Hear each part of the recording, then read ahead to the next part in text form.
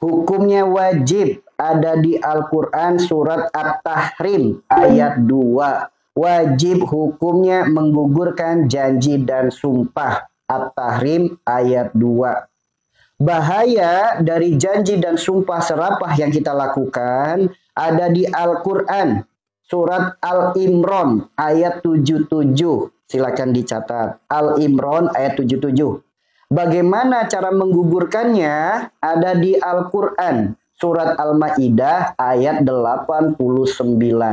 Ya, hukumnya, bahayanya, caranya, semuanya ada di Al-Quran. Silakan dibuka, silakan dipahami, silakan dipelajari. Jika ada yang belum dipahamkan, silakan bisa ditanyakan. Begitu ya teman-teman ya. Begitu. Bismillah ya. Bayar kafarat hanya sekali apa berkali-kali? Saya tanya, Anda berjanji cuma sekali apa berkali-kali?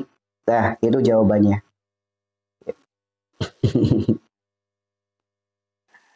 Iya, tanpa batas. Mau seminggu sekali kerjakan boleh, sebulan sekali dikerjakan boleh, setahun sekali dikerjakan boleh, seumur hidup sekali dikerjakan ya kebangetan. Tapi ngerjain langsung meninggal sih nggak apa-apa. Selagi masih ada nafas, selagi masih ada ruh, selagi Allah masih titipkan hidup, ayo kerjakan kafarat. Ya, bikin candu banget pokoknya kafarat mada. Bikin candu banget. Ya, bikin candu banget. Ya, bismillah. Dengan teman-teman menjalankan itu, berarti teman-teman taat dengan Allah Subhanahu wa taala. Karena itu petunjuk dari Allah, perintahnya dari Allah, hukumnya dari Allah. Ya. Jangan niat kafarat itu hanya satu untuk gugurin janji dan sumpah. Jangan niatkan kafarat untuk menyembuhkan penyakit. Jangan. Jangan sampai niatnya kafarat lurus tidak lurus. Niat kafarat untuk nyembuhin penyakit, nggak lurus niatnya. Nggak lurus. Nanti nggak akan mendapatkan apa-apa. Niat kafarat itu hanya satu untuk gugurin janji dan sumpah. Karena efek menggugurkan janji dan sumpah akan berdampak luas. Baik sembuh dari penyakit, diberikan kemudahan hidup, diberikan jalan keluar, dan lain sebagainya. Namun jangan itu yang dituju. Tujunya satu, gugurin janji dan sumpah. Perbaiki penyebabnya. Jangan mencari manfaatnya. Penyebabnya dulu diperbaiki. Oke? Misal kita yang puasa, tapi niat buat orang lain bisa? Nggak bisa. Kafarat hanya bisa dilakukan oleh diri kita sendiri. Karena yang membuat dosa itu kita, yang berbuat dosa kita. Tanggung sendiri dosa kita. Masa dosa orang lain suruh kita nanggung? Nggak bisa. Kafarat bisa kita mengkafaroti orang lain dengan catatan satu, orangnya sudah meninggal. Nah, orangnya masih hidup nggak? Kalau masih hidup nggak bisa, kalau udah meninggal bisa. Caranya hanya satu, bagi makanan. Nggak bisa dengan puasa, nggak bisa. Kemudian yang kedua, orang yang kondisinya la yamutu wa la yahya. Kondisi yang dibilang hidup, nggak bisa apa-apa, dibilang mati, masih ada nafas. Nah, itu bisa kita bantu kafarat dengan bagi makanan. Atau yang ketiga, orang dengan gangguan mental, yang sininya udah konslet, udah turun sebelah. Nah, itu baru bisa dibantu kafarat, karena sudah tidak ada kesadaran pada dirinya. Gitu ya. Jadi, kafarat itu hanya diri kita sendiri yang melakukannya. Nggak bisa kita ngafarotin anak kita, ngafarotin suami kita, nggak bisa. Kenapa nggak bisa? Sama aja mobil mogok kita bantu dorong. Yang punya mobil injek rem. Mau ngeden kayak gimana, nggak bakalan gerak mobilnya. Seperti itu ya teman-teman ya. Ya. Tuh, itu seperti itu kafarat. Kafarat itu luar biasa manfaatnya. Ketika bagi makanan, jangan kasih ke orang tua, jangan kasih ke mertua, jangan ngasih ke pasangan, jangan ngasih ke anak, jangan ngasih ke saudara kandung seperangkatnya, jangan. Karena itu masih satu nasab. Ya, masih satu nasab. Cari berilah kepada beda nasab. Udah, makanya untuk bagi kafarat gak usah ambil repot dah. Bikin aja 30, taruh di masjid. Dah, paling gampang itu. Paling gampang. Makanya tadi saya sampaikan kan, yuk, Bani Israel ketika diperintahkan Nabi Musa, sembelilah sapi. Banyak pertanyaan. Banyak opsi. Sapinya harus warna apa? Umurnya berapa? Kondisinya gimana? Berat badannya berapa? Kalau ngambilnya di negara itu boleh nggak? Kalau di desa ini boleh nggak? Kan banyak sekali pertanyaan. Sama, sebagaimana kafarat ketika kita mendapatkan perintah dari Allah, pasti banyak pertanyaan-pertanyaan. Udah, tugas kita Pak, sami nawato. Nah, saya siap, saya taat, dan saya patuh. Allah perintahkan bagi makanan, udah bagi makanan. Allah perintahkan bagi pakaian, nggak mampu, ya udah mampunya yang mana. Itu seperti itu ya. Itu ya. Bismillah. Bismillah, semoga room ini membawa kebaikan, keberkahan untuk diri kita, jalan sembuh segala penyakit-penyakit kita, jalan mendapatkan sembuh yang berkah, sembuh yang diiringi dengan keimanan dan ketaatan. Begitu ya.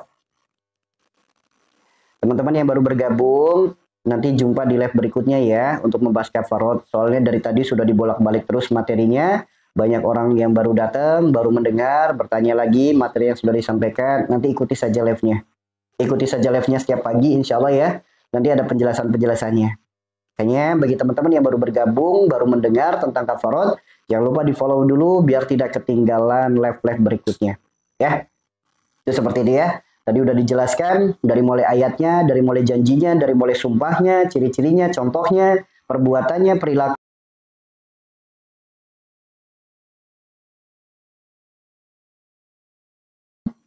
Banyak orang-orang yang baru hadir, yang baru mendengar, akhirnya mengulang lagi pertanyaan-pertanyaan. Yuk, teman-teman jangan lupa di follow supaya materi-materi selanjutnya teman-teman tidak ketinggalan. Gitu ya. Seperti itu. Ya.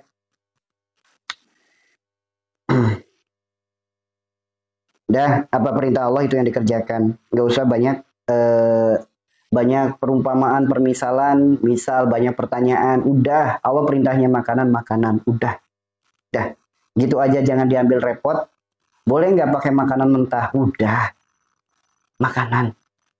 Ya, gitu. Jangan seperti Bani Israel. Banyak pertanyaan, dikerjakan kagak. Disuruh sembelih sapi, dikerjakan kagak. Banyak pertanyaan doang. Dikerjakan kagak. Nah, nanti diazab seperti Bani Israel. Jangan. Udah. Allah perintahkan bagi makanan, udah nggak usah banyak pertanyaan. Bagi makanan aja. Allah perintahkan puasa, ya udah puasa. Nggak usah banyak pertanyaan. Takutnya diazab sama Allah. Udah banyak pertanyaan, dikerjakan kagak. Nah, nanti diazab sama Allah. Sebagaimana Bani Israel. Udah banyak pertanyaan kepada Nabi Musa, kerjakan kagak. Ya, itu seperti itu ya. Puasa 2 bulan berturut-turut itu kafarat untuk yang berhubungan di siang hari di bulan Ramadan. Kalau kafarat janji dan sumpah itu hanya 3 hari. Ya, kalau yang 2 bulan berturut-turut itu ketika berhubungan di bulan puasa di bulan Ramadan siang hari. Ya, itu seperti itu ya. Ya, silakan bagi teman-teman yang baru bergabung. Terakhir saya jelaskan setelah ini kita membahas penyakit. Kafarat itu untuk menggugurkan janji dan sumpah. Dampak janji dan sumpah bisa jadi penyakit, bisa jadi kesulitan hidup, bisa jadi kesengsaraan, bisa jadi penderitaan. Nah, itu dampak dari janji dan sumpah. Karena para ulama menyampaikan hancurnya manusia karena nafsunya, hancurnya manusia karena lisannya. Gugurkan janji dan sumpah itu hukumnya wajib. Jika tidak digugurkan akan ada ancaman dari Allah. Silakan buka Tahrim ayat 2, silakan buka Al-Imran ayat 77. Kemudian cara menggugurkannya ada di Al-Quran, surat Al-Maidah ayat 89. Itu cara menggugurkannya. Ya, namanya kafarot. Cara menggugurkannya namanya kafarot. Ya, itu seperti itu. Silakan dibuka sendiri ayatnya. Silakan. Itu ya. Kita kembali membahas lagi tentang penyakit. Ya, kita kembali membahas tentang penyakit. Bismillah, semoga room ini menjadi kebaikan, keberkahan untuk kita semuanya.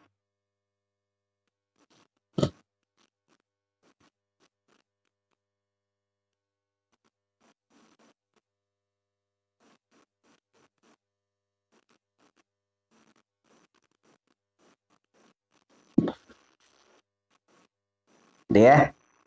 Bismillah, semoga makin paham. Teman-teman yang setia dengan room ini, semoga makin paham tentang kafarot. Ya, kembali lagi membahas tentang penyakit. Tugas kita bukan sibuk cari obatnya, tugas kita perbaiki penyebabnya. Bentar ya, saya tak basahin dulu tenggorokannya.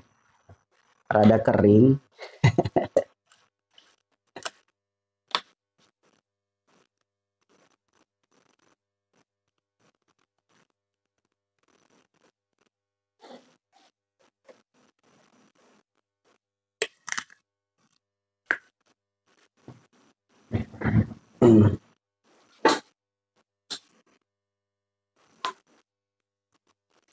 Kalau orang yang bungkuk jalannya, apa penyebabnya? Banyak penyebabnya. Lihat posisi gerakan sholat. Lihat saat berdiri, kakinya letter V atau lurus. Orang yang ketika lagi sholat kakinya letter V, pasti struktur jaringan tulangnya akan berubah.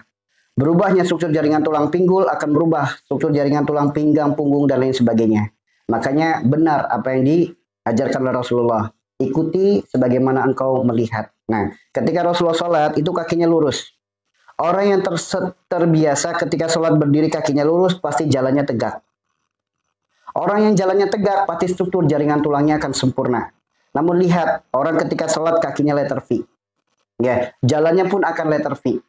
Sehingga Pak, terlihat betapa lemahnya tulangnya, betapa lemahnya persendiannya itu terlihat. Jadi jalannya seperti pinguin gitu, kakinya letter V. Kaki itu harus lurus. Jadi kalau sholat kita kakinya lurus, jalan kita pun lurus, tegak. Tapi kalau kakinya letter V, nah nanti jalannya jadi megal-megol ya.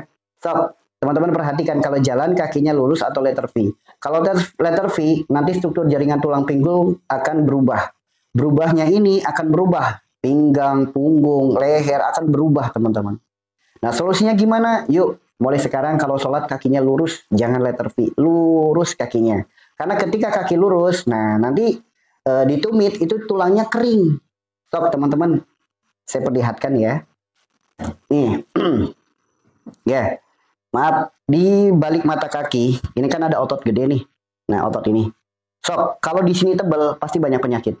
Entah asam urat, rematik, kolesterol, diabetes, dan lain sebagainya. Namun kalau sininya kering, sehat orangnya. Kering itu kayak nggak ada lemak gitu teman-teman. Karena sebagaimana Rasulullah kan kakinya sininya kering. Sehat. Lihat orang-orang yang rajin sholat berjamaah.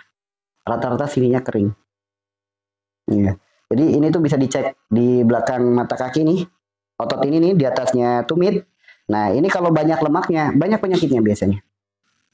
Itu salah satu untuk mengecek alam tubuh kita. Ya. Jika sakit batu empedu, penyebabnya apa? Segala penyakit yang ada di perut disebutnya wilayah Nabi Yunus. Berkaitan dengan satu, berawal dari pikiran. Orang yang banyak pikiran, banyak kekhawatiran, banyak kecemasan, banyak ketakutan. Sumbernya dari kecintaan dunia yang berlebih. Kemudian memiliki sifat keras bagaimana batu. Diberikan nasihat, dia ngeyel. Merasa diri paling benar, merasa diri paling baik, merasa diri paling paham keadaannya. Nah, itu dari pikiran akhirnya apa? Jadi kecemasan, ketakutan, kekhawatiran. Menjadikan rasa sifat yang keras kepala dan lain sebagainya. Mendapatkan nasihat sulit sebagaimana lalat. Dikasih tahu bunga lebih wangi daripada sampah, dia tetap membeli sampah. Itulah orang-orang yang terkena batu empedu. Banyak pikiran, banyak masalah, namun keras kepala. Tuh. Bagaimana jalan sembuhnya? Puasa. Kalau gemuk lemak semua. Enggak. Teman-teman yang pernah umroh, lihat orang Arab yang rajin jamaah ke masjid, mereka yang gemuk-gemuk, tetap aja di tumitnya itu kering. Kering gitu. Saya tuh sering memperhatikan gitu. Ketika lagi umroh, lihat cara jalan orang Arab, lihat. Kenapa saya melihatnya sampai sedetail itu?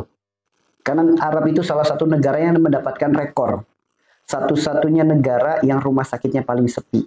Itu Arab. Ya, sekalinya ada pasien, kebanyakan orang-orang yang, maaf, dikatakan orang yang tidak taat agama. Mereka yang taat agama, itu rata-rata sehat, teman-teman. Karena mereka terbiasa jalan kaki. Saya lihat kakinya sampai, oh kering kakinya. Tumitnya seperti ini, kakinya seperti ini. Itu seperti itu, teman-teman. Ya, sampai saya mempelajari segala hal yang ada di mereka itu. Makan daging, nggak darah tinggi. Orang Indonesia darah tinggi, yang disalahin daging. Nah, banyak.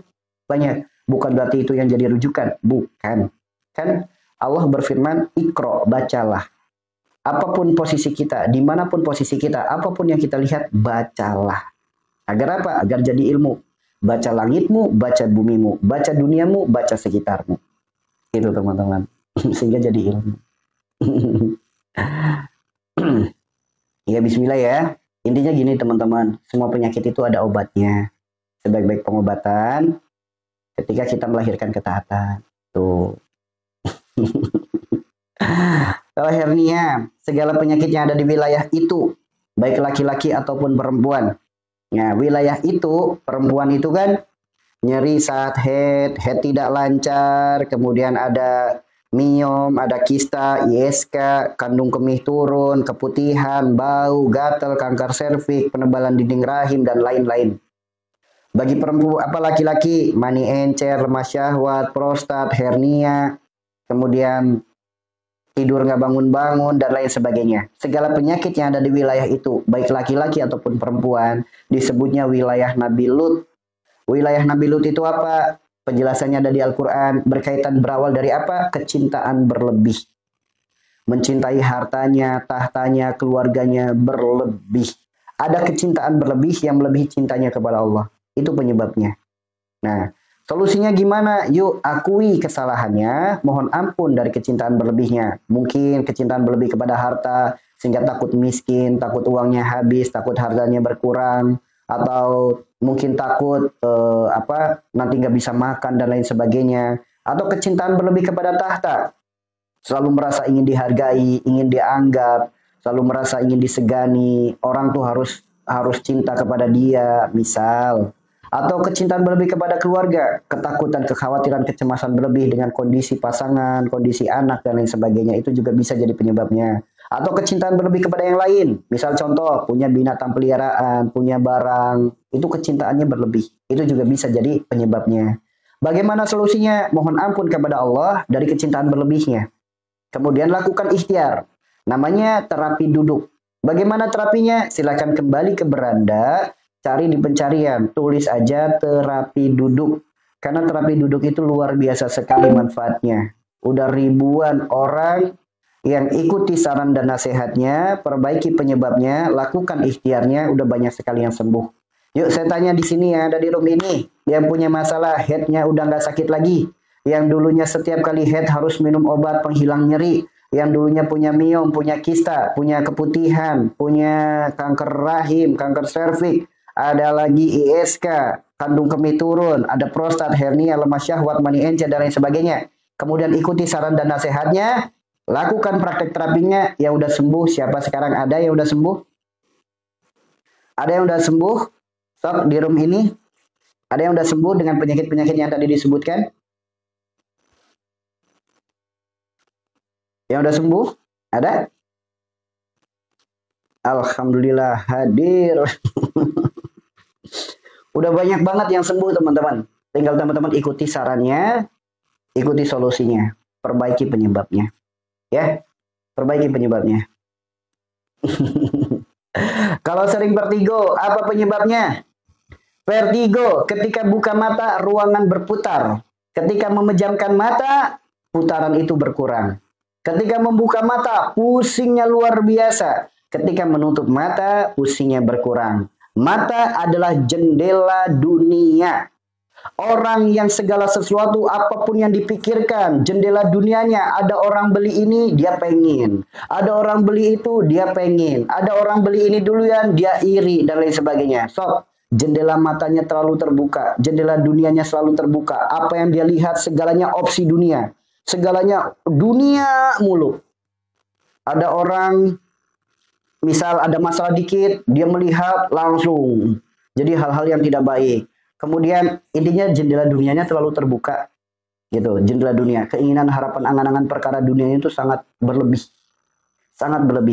sehingga dari keinginan, harapan, angan-angan dunia melahirkan dirinya kelalaian. Sampai lalainya ketika lagi nguap, mulut saking lebarnya, akhirnya bunyi klik pada telinga. So, saya tanya kepada orang-orang yang vertigo, ingat nggak ketika lagi nguap bunyi klik pada telinga?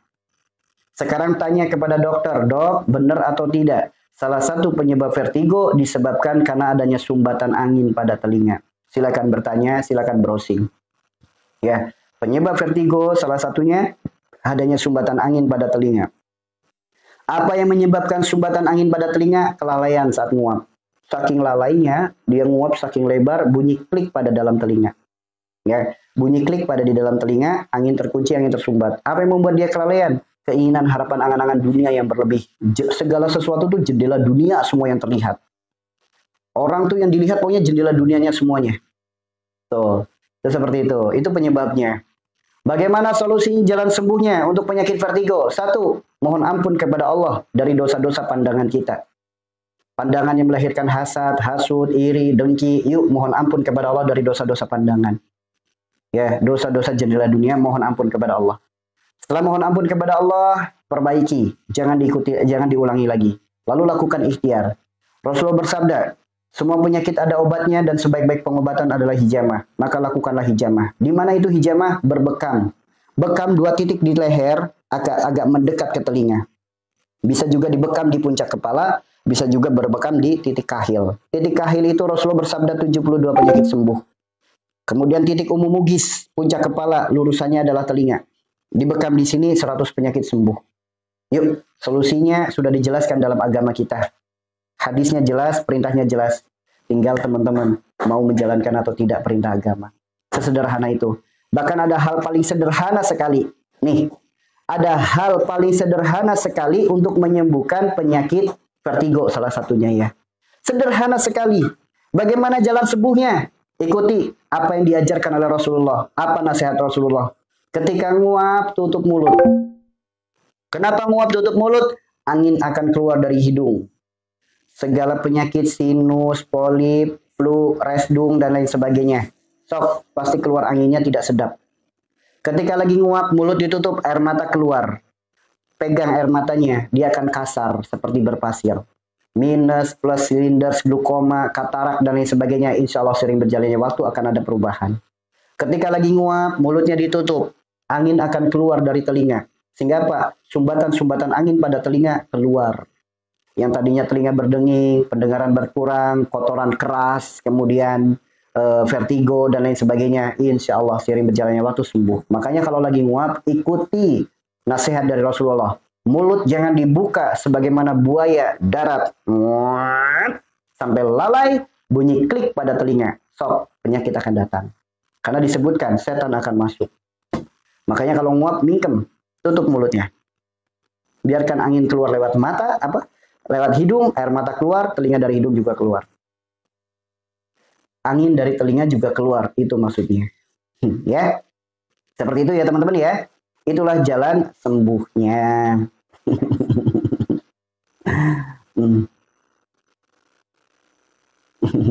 Iya, terapi duduk. Terapi duduk itu silakan ke beranda, kembali dulu, keluar live di beranda, cari di pencarian. Tulis terapi duduk.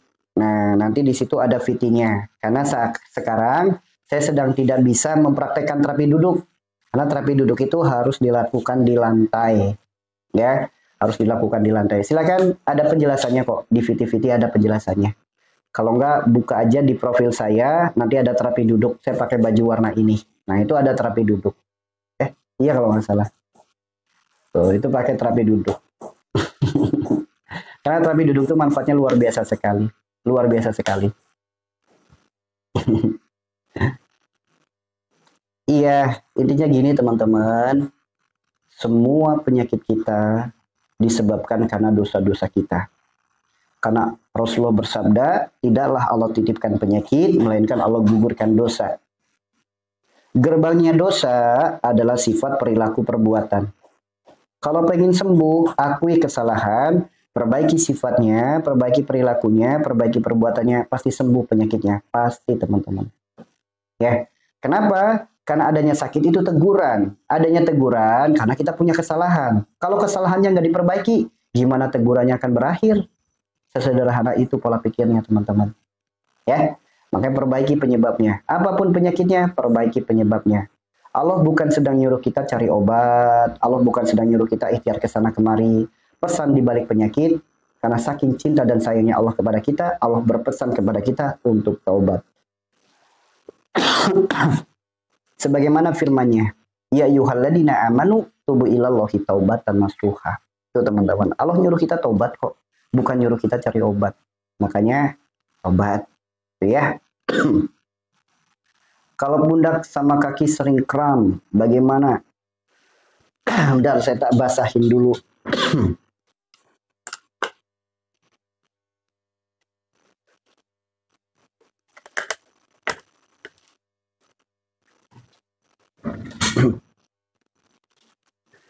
Pundak itu disebutnya wilayah sidikin. Berpikir cerdas. Sidikin masuknya dari puncak kepala sampai ke belikat. Nah, pundak disebutnya wilayah sidikin. Orang yang terlalu banyak pikiran, keinginan, harapan, angan-angan perkara dunia yang berlebih. Itu akan sakit pundaknya, sakit lehernya. Banyak pikiran, keinginan, harapan, angan-angan, sok. Perkara dunia yang berlebih, sakit pundaknya. Ketika pundak kanan, disebutnya hablum minanas rahmatan lil alamin. Dia memikirkan keinginan, harapan, angan-angan, ketakutan, kekhawatiran, kecemasan kepada seseorang. So, sakit pundaknya sebelah kanan. Kemudian kalau sakit pundaknya sebelah kiri, disebutnya hablum minallah. Keinginan, harapan, angan-angan, ketakutan, kekhawatiran, kecemasan yang hubungannya dengan Allah. Apa sih? Allah sudah tetapkan rizkinya, jodohnya, matinya. Perkara rizki dipikirin mulu. Besok mau makan apa, besok uang dari mana. So, pundaknya sakit sebelah kiri, belikatnya sakit sebelah kiri. Perkara jodoh, jadi orang yang mikirin jodoh mulu, kemudian pasangan lagi jauh dikit, kangen mulu, rindu mulu, overprotective dan lain sebagainya. So, pundak sebelah kirinya sakit. Kemudian satu lagi, perkara mati. Yang dipikirkan kematian mulu. Takut mati mulu. Datang pagi takut mati, datang siang takut mati, datang malam takut mati. Pundak sebelah kiri, belikat sebelah kiri, sakit. Sebagaimana orang-orang anxiety. Pundaknya sakit, belikatnya sakit. Itu seperti itu. Solusinya gimana? Perbaiki penyebab. Jangan ada kecintaan berlebih. Kemudian jangan ada ketakutan, kekhawatiran, kecemasan berlebih. Itu kuncinya. Ya. Bentar ya. Satu aja. Yang ini ya. Dah. Itu seperti itu ya. Makanya kalau pengen sembuh, perbaiki penyebab. Kalau bicara ikhtiar itu banyak sekali teman-teman. Kalau bicara ikhtiar itu banyak sekali. Ikhtiar menjemput sembuh itu banyak sekali. Bahkan ada satu ikhtiar yang mudah sekali dipraktekkan. Namun manfaatnya sangat luar biasa sekali. Pengen teman-teman? Ikhtiar yang mudah sekali dipraktekkan. Namun manfaatnya sangat luar biasa. Hanya sedikit orang yang mau melakukannya. Jantung, penyumbatan darah tinggi. Jantung disebutnya kolbu. Kolbu disebutnya hati. Jantung disebutnya wilayah Nabi Adam. Orang yang terkena penyakit jantung karena kolbunya, karena hatinya diisi selain daripada Allah. Diisi oleh kecintaan, harapan, angan-angan, keinginan berlebih perkara dunia. Orang yang selalu memikirkan keinginan, harapan, angan-angan berlebih perkara dunia. Sok pasti akan muncul penyakit jantungnya. Ketika terjadi sumbatan jadi darah tinggi, melahirkan emosi, keinginannya perkara dunia emosi, gampang marah, gampang tersinggung, gampang dendam, gampang melakukan hal-hal tidak baik, ketidakmampuannya dalam mengontrol hatinya, maka jantungnya akan bermasalah. Karena hati disebut kolbu, kolbu disebut jantung. Tuh, kalau pengen sembuh jantungnya, maka yang diperbaiki bukan jantungnya, hatinya yang diperbaiki. Obati hatinya. Obatnya hati itu tidak ada di toko obat. Obatnya hati tidak ada di apotek. Obatnya hati dengan jalan spiritual. Yaitu obat hati itu ada 5 perkara. Yang pertama baca Quran dan maknanya. Yang kedua sholat malam dirikanlah. Yang ketiga berkumpul dengan orang-orang soleh. Yang keempat puasa. Yang kelima banyak zikir dan sholawat. Kerjakan 5-nya pasti sembuh penyakit jantungnya. Pasti sembuh. Pasti. Karena saya juga pernah menyampaikan di room ini ya. Ada salah satu jamaah TikTok. Selepas saya live beberapa bulan yang lalu. Itu nelpon. Menyampaikan. Ustaz, saya baru pulang dari rumah sakit. Suami saya divonis terkena penyakit jantung dan harus dipasang ring. Cuma nggak bisa dipasang. Kita harus nunggu dulu kurang lebih 3 bulanan. 3 minggu atau 3 bulan saya lupa waktu itu. Ada nggak solusi supaya tidak terjadi pasang ring? Saya hanya menyampaikan, suaminya ada bu, ada ikut mendengarkan. Jantung disebut kolbu, kolbu disebut hati. Sakit jantungnya berarti karena hatinya berpenyakit. Kalau pengen sembuh bukan diobatin dengan ring dan lain sebagainya. Kalau pengen sembuh, yuk perbaiki hatinya. Perbaiki hatinya, obati hatinya. Obat hati hanya ada pada diri kita sendiri. Yaitu dengan tombok hati atau obat hati 5 perkara. Kerjakan semuanya, maksimalkan, istiqomahkan. Beliau mendengarkan, beliau nangis, beliau mengerjakan. Begitu 3 minggu kemudian, istrinya udah siap-siap karena suaminya mau operasi, mau pasang ring. Istrinya udah siap-siap, datang ke rumah sakit, kontrol dan lain sebagainya. Begitu sampai ke rumah sakit, begitu dicek, dokter menyatakan jantungnya sehat, jantungnya normal, sehingga tidak terjadi pasang ring. Langsung sujud syukur beliau berdua, langsung nelpon kembali kepada saya. Alhamdulillah Ustaz, begitu datang ke rumah sakit, nggak jadi pasang ring. Dokter nyatakan jantungnya sehat, jantungnya normal. Masya Allah, Allah Maha Baik. Itulah penyakit teman-teman. Penyakit itu bukan sibuk cari obatnya, perbaiki penyebabnya. Ya, seperti itu. Banyak kok keajaiban-keajaiban orang-orang yang bahkan ada yang 43 tahun ya, apa 40 tahun itu minum obat sembuh tanpa minum obat. Ya, ada juga yang 16 tahun minum obat, putus obat. Sekarang udah pada sembuh, banyak sekali. Yuk, terima pesan ini. Allah menitipkan kepada kita penyakit, Allah bukan sedang nyuruh kita cari obat. Allah bukan sedang nyuruh kita ikhtiar ke sana kemari. Melainkan Allah berpesan, nyuruh kita untuk tobat. Yuk, kesadaran akan dosa itulah jalan kesembuhan. Namun ketika sakit, ngeluh, nuduh, prasangka, jangan mimpi sembuh itu akan datang. Karena Allah sendiri yang berfirman, semakin ngeluh, semakin ditambah kesulitan. Ya, makanya kalau lagi sakit jangan ngeluh. Jangan nuduh. Jangan nuduh. Orang udah mah sakit nuduh, jangan mimpi sembuh. Nuduh makanan, nuduh orang lain, nuduh makhluk goib. So, orang kalau lagi sakit masih punya prasangka, jangan mimpi untuk sembuh. Kenapa? Prasangka itu adalah penghalangnya hati. Hati adalah satu-satunya alat komunikasi kita dengan Allah. Hati adalah perantara hubungan kita dengan Allah. Jika hati kita terhalang oleh prasangka, apa kabar doa-doa kita? Apa kabar? Makanya doanya nggak pernah sampai, doanya nggak pernah dikabulkan. Karena hatinya diselimuti oleh prasangka-prasangka buruk. Yuk, kalau pengen sembuh, tinggalkan 3 perkara ini. Aduh, ngeluh, nuduh, tinggalkan. Segera introspeksi diri. Ingat-ingat kembali dengan salah dan dosa kita, itulah jalan sembuhnya. Gitu ya. Tuh, jadi sembuh itu mudah, sembuh itu murah, sembuh itu gratis. Mau? Nih, satu bukti. Perbaiki penyebabnya, sembuh itu murah, sembuh itu gratis. Sembuh itu mudah. Yuk, teman-teman, di sini ada yang suka masuk angin? Ya. Ada yang di sini suka masuk angin? Ada nggak di sini yang suka pegel-pegel badannya, pusing-pusing kepalanya, gampang mabuk perjalanan? Ada nggak teman-teman? Ya. Ada nggak? Suka pening juga? Ada?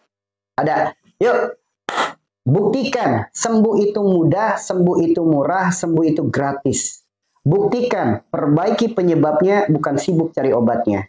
Yuk, saya tunjukin satu terapi, mudah dilakukan, apalagi bagi teman-teman yang sering masuk angin, sering mabuk perjalanan, dikit-dikit ngantuk, ibadah ngantuk, habis makan ngantuk, kemudian sering mabuk perjalanan, dan sering pusing, dan lain sebagainya.